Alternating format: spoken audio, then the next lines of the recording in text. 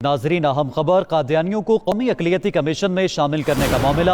हुकूमती फैसले से मुतल्लिक 92 न्यूज़ सरकारी दस्तावेज मंजर आम पर ले आया है। इसी बारे में बात करते हैं ब्यूरो चीफ इस्लामाबाद सुहेल इकबाल भट्टी से। सुहेल भट्टी, बताइएगा, बड़ी हसास नौयत का मामला है और सोशल मीडिया पर मुसलसल बहस की जा रही है।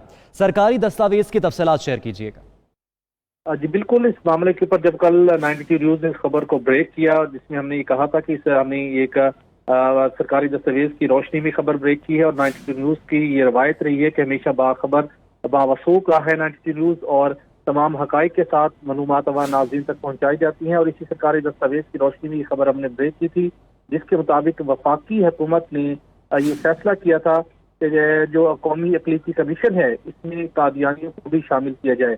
21 अप्रैल को वफाकी कबीना का इजलास मुनक्किद हुआ था, जिसमें ये फैसला किया गया था और हमने बताया था कि वज़ारत मज़हबी अमूर की जानिब से पेश की गई समरी में ये तजवीज़ शामिल नहीं थी। कुछ कबीना अरकान ने इसके ऊपर इस मामले को टेकअप किया कि 1973 के आइन के मुताबिक कादियानियों को गैर मुस्लिम करार दिया जा चुका है, लिहाजा उनको भी इस कमीशन में शामिल होना चाहिए।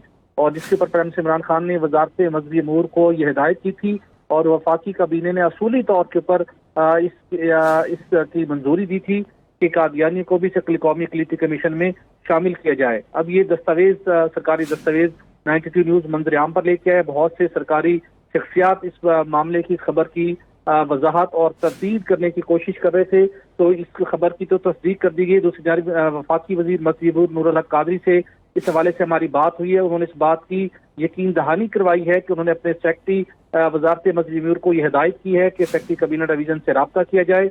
हुकूमत इस फैसले के ऊपर नजरसानी करेगी।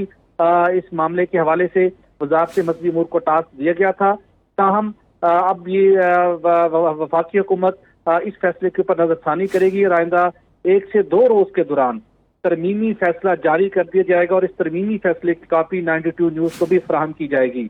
इस बात की तस्दीक की है वफाकी वज़ीर मज़हबी अमूर नूरुल हक कादरी साहब ने। जी सुहेल भट्टी, ये भी बताएगा, जिस तरह से काफ लीग का मौक़िफ़ सामने आया और नफ़ी में था काफ लीग का मौक़िफ़ इस नोटिफिकेशन के, हुकूमती इत्तेहादी जमातों में से मज़ीद कौन सी ऐसी जमातें हैं जिन्होंने इस नोटिफिकेशन की नफ़ी की है?